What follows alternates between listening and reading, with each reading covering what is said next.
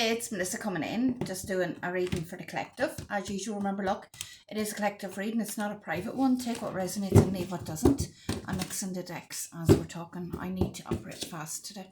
I hope you're all keeping well, guys. Let's see what message the cards have. Okay. I have an offer. Ooh! There's an offer on the table, quite unexpected. I have somebody taking some kind of risk or a gamble on coming forward with an offer for somebody. This is something that somebody wants to negotiate some kind of offer that involves them taking a risk to come forward with this. Now, this is something with the Wheel of Fortune coming here. This is something that it almost just happens, okay? And you see this has an upturn. You see this has some good luck that happens just out of the blue, quite unexpected here, okay? Sorry. With this offer, you see this as the tables turning because this person was getting caught up in other matters that was causing silence. And you were left with this feeling of needing more from this person. So this person in the past wasn't showing up because they were getting engaged in other things or with other people. Not healthy things, okay? So that could be people or situations just taking their attention away from you, okay, is what I'm getting. And you were left with, you needed more. It wasn't good enough. You needed more. Because this person was being too silent. They weren't coming forward. They're keeping quiet. Keeping hush-hush. Now, this person wants to come in with some kind of offer that involves them taking a gamble or a chance on you doing it. They want to negotiate the terms. And you're going, it's you that wants to negotiate the terms. So they're coming in with a gamble or a risk and you're sitting here going like, the tables have turned now. You've come back, have you? You've come full circle. You were too busy for me before. Now you have returned. And I feel like laughing.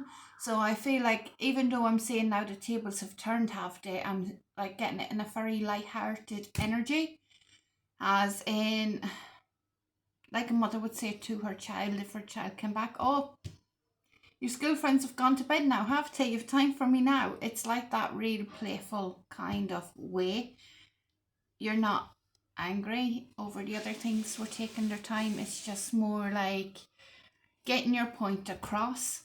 Doing it though from a playful place. Just very, you don't mind that they were busy with these other things or other people, whatever the situation was. But you're also getting the point across going, I'm important to you too, aren't I? You know, it's... What have we got? So it puts you into this playful energy, but also into a position where now, whoever this person is, it put this offer that they're coming in with, you're in the position now to negotiate and bargain. So because the tables have turned, you're the one that's in... holding the cards, basically. You're the one that's in the position of strength. I've mixed tarot and oracle together today. Okay, so what I see here is a final decision has been made. There was some kind of deceitful behaviour in the past. This is past energy I'm getting. There was deceitful, sneaky behaviour. Okay, so the Seven of Swords is the Thief card. This could be anything, okay? People can steal reputation, people can steal possessions, people can steal your character, your peace of mind, your heart, okay? But it's more like this could be cheating or deceptive behaviour that was in the past that has been moved on from, okay? This situation, a final decision has been made to move on from whatever this behaviour was in the past. Oh, right. So this person was a cheater in the past. Now they're coming back, taking a risk on an offer coming in here. And this is why you're so lighthearted. You're so lighthearted because you've already closed it out and moved on. Because after some kind of argument that caused a separation, okay, like this feeling of defeat. So whether it was a full-on argument or just one or two words that were spoken, there was a feeling of defeat and somebody walking away feeling defeated, and the other person is still there with the swords up, still wanting to fight. But the other person went into a period of separation that allowed for healing. And then this healing allowed for that person to move forward, to move on with the Chariot, backed up by the Judgment. Judgment was called on this. So what I have here is somebody who was sneaky and deceptive in the past, got caught up with other people, that you needed more from this person, but this person were silent, they were hush-hush, they were quiet. Now the tables have turned. You're the one that's no longer caring about them. You're the one that no longer, it's not that you don't care about them, it's that you're just not, you don't feel like investing your energy into this person anymore because you have moved on. So the tables have turned, and now they're coming in with these offers to you, taking a risk or a gamble, wanting to take a risk or a gamble with you. But now you're in the energy of you've already healed and you've already moved on. You were in that energy before. So what's happened is the runner has now become the chaser, but the person who was chasing originally has moved on. They have walked away. So it is a complete wheel turn. You're seeing this almost like good karma coming in, which is why I'm picking up you're in a playful energy. You're in a playful energy because you don't care anymore. Like, it's not that you don't care about a person, because I do get the energy that you do actually care about this person still, but you just don't care what they do or where they go or who they're with or anything like that anymore. That's why I'm getting this energy of somebody sitting with their arms crossed going, oh, come back now, have you? Come back now. But it's more like this entertained kind of like, you don't, that's what I was picking up on. A mother doesn't care that her children were spending time with other friends and other people, having enjoyment with the other people. But when the child comes back, she'll be playful and go, remember I'm here now, do you? Do you know, like, because she's secure in her position. You're, whoever you are, you're secure in your position and you literally don't care. Let to go off and spend time with other people. Like, go on, that's good for you. Off you go, go on. I got my own thing. It's...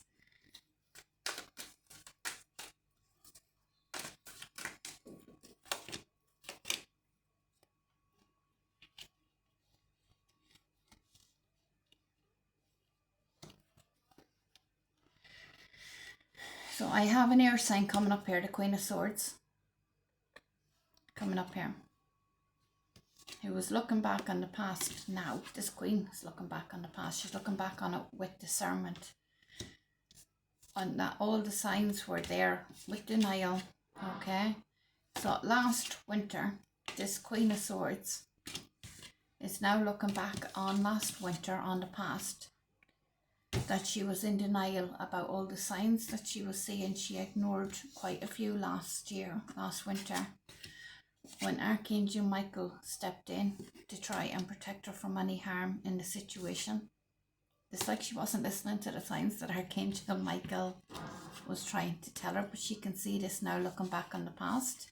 And this is why now she's drawing her boundaries, and she's like, this queen is she's got her sword up ready for defense, but at the same time she's beckoning the person to come forward.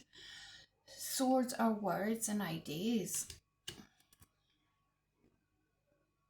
I'm getting with this, whoever this person is, okay? I know I'm addressing you. Whoever you are, you're in this energy of being aloof and distant, because when this person's coming in with this offer, you're like, oh, you can approach me. You can approach me, but I've got my defenses up here. And I will cut you to ribbons with my words if you step out of line. But feel free. Come correctly and you'll have no problem. Come to me in any other way than correct, and I'll cut your head off with that sword, which is the words or ideas. A sharp tongue when you need to, but you're somebody who's very loyal. You're also somebody who's very discerning, somebody who's very truthful, very honest.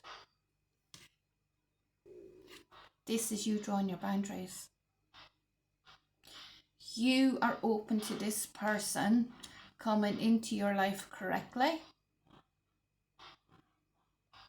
but this person has deceived you in the past, which you have turned your back on this person from in that way.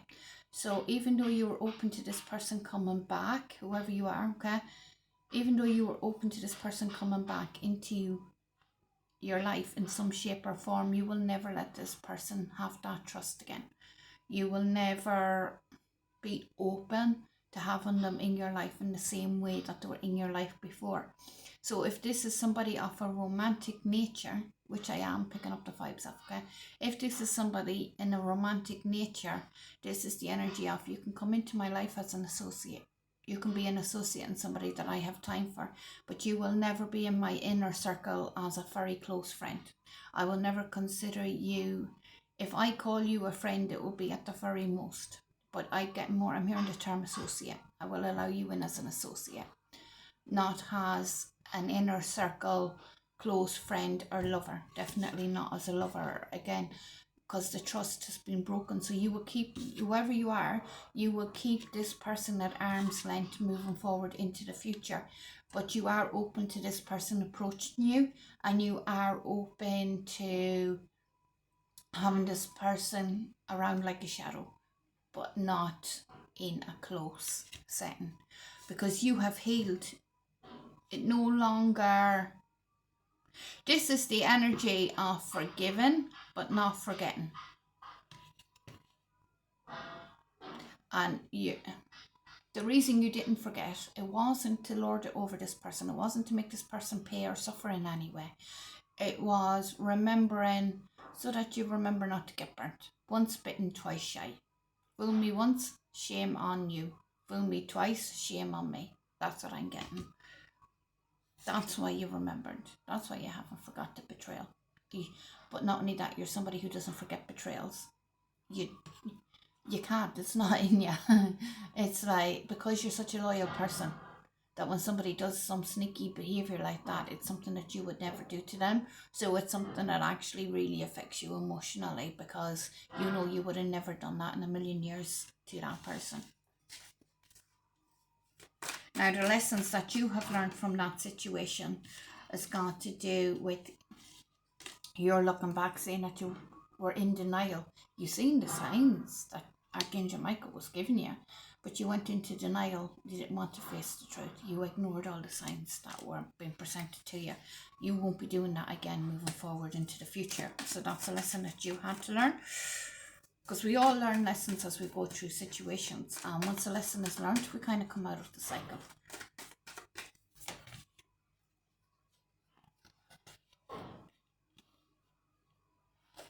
Yeah, this was a cheating situation. I have the Knight of Wands coming up here, which talks about it's the player, it's the playboy or the playgirl of the tarot. We have backed up with the Five of Wands, which is talks about rivalry and competition. Okay, so in a love situation, when you put this together, now when this talks about 18 plus bedroom activities, this would indicate like fiery, passionate fun, but nothing serious, nothing that goes beyond that, like very I can't pronounce the word, it's in my mind, but very uncommittal energy, very playful, especially with the Knight of Wands, very playful energy, but nothing serious. Okay, so somebody was behaving in that way with a third party. There could be a work involvement there. Somebody that met through their work or through somebody else's work. There could be a work involvement, but the third party, okay? At least 3 times. 3 people, okay? This was just too much. I'm seeing the end of a long-term commitment. I have somebody here who was in either a marriage or a higher level commitment, like it was set course to go that way, but this person behaved like a player with at least 3 affairs that didn't even mean anything to the person. Why would you throw away something so serious for something that's just a bit of fun? It doesn't make sense to me. I'm sorry, it doesn't make sense to me. We all do stuff. But now this person's coming back. Going, take a chance on me. I'm taking a chance. Now I'm ready. So when this person done this and the breakup happened, this person was happy to be in silence and ghost you because they were getting wrapped up in other energies. And you were left needing more. You were longing for this person at the beginning. Now you've healed and moved on and you've separated from this person and you've moved yourself into a healthy space.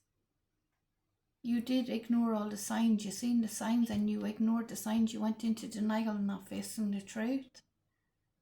Because the minute that you faced the truth and you seen the signs, you knew you'd have to walk away. Because you're somebody who is very loyal. But it was just too much. It was far too much. And eventually you had to face the truth. Now this person is coming in going, take a chance on. I'm hearing ABBA in my head. You know that line, take a chance on me. It's on repeat in my head.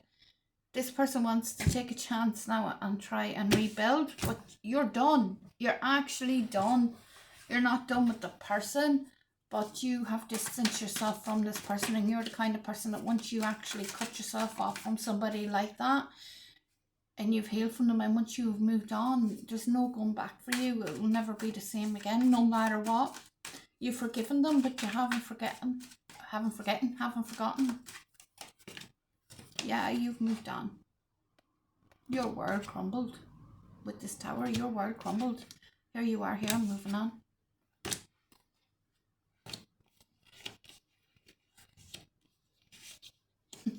Moving on. You ran. You actually ran. You ran from this person. But look, even though you ran from this person, because you couldn't handle your emotions, and you were also, while you were in denial about the signs and all the synchronicities and signs that you were seeing, you were running from them because you couldn't handle the emotions. The minute that you came out of your denial about the signs, you had to face it and you had to act on it. A lot of people will ignore the signs of an affair happening or something that's obvious, because the minute they acknowledge it, they have to do something about it, and they have to actually leave the person, and they don't feel ready to for whatever reason at that time. So they'll run from it and they'll go into denial because they don't feel ready to face the emotions that comes with that.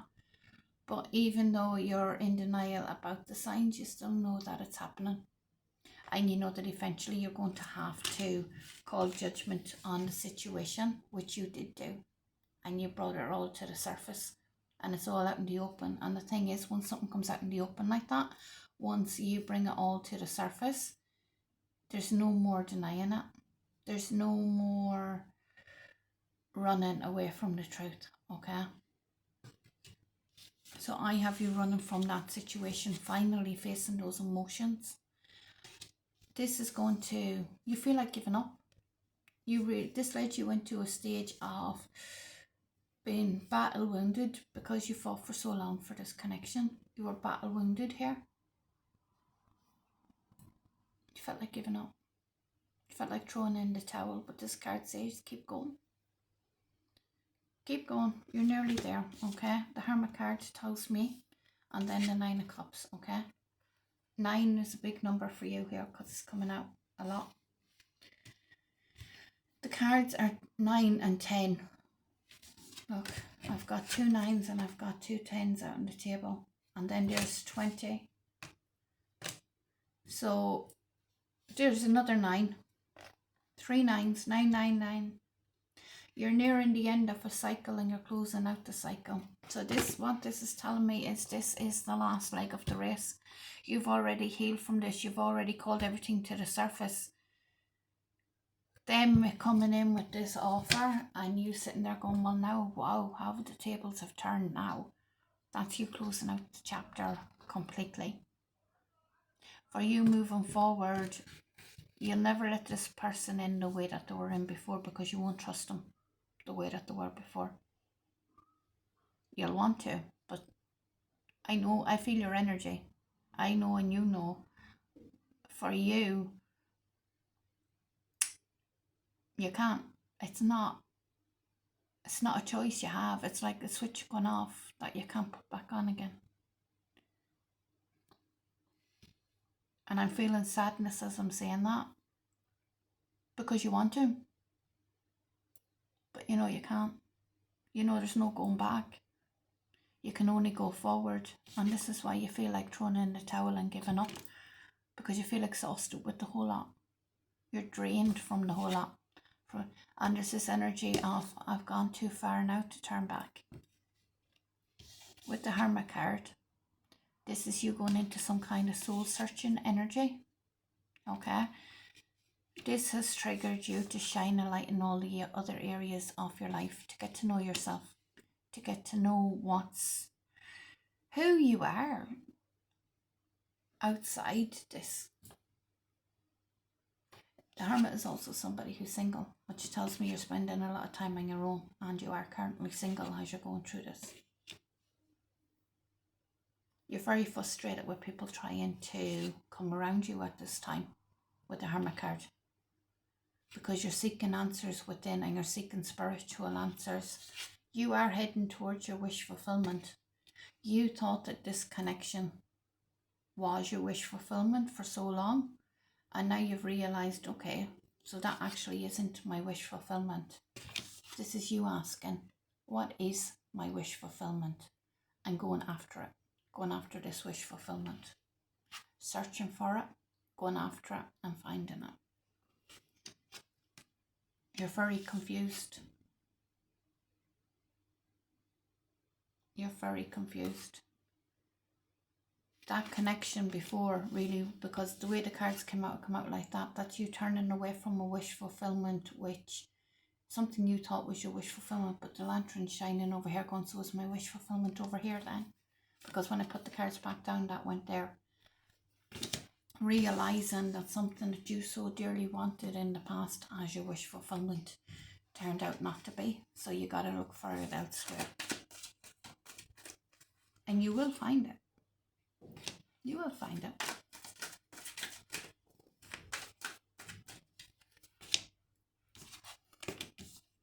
What did I say? You will find that. I have to cover the nudity. You will find it. With the Lovers. You will find your dream partner moving forward, your divine counterpart. In the Bible, that would be Adam and Eve. They're out there. This card combo is telling me that the person you're looking for is also looking for you. Your counterpart is out there, and you will find them. But you got to know yourself first. You got to know what you want.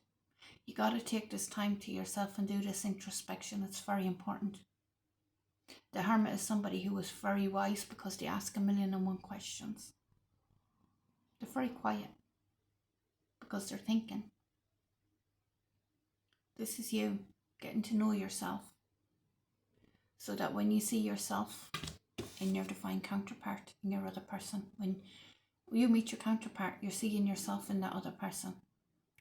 So the more healing you do on yourself, the better, because your divine counterpart is going to reflect back to you all the good and all the negative parts of yourself, which will trigger the unhealed parts of yourself. So the more you work on yourself, the easier this ride is going to be when you do meet your divine counterpart. Because that's the thing about divine counterparts. When you meet your divine counterpart, they're like a mirror. They reflect back to you all the good and all the negative, which triggers the crap out of your unhealed side. Okay? Even though it's your wish fulfillment, right?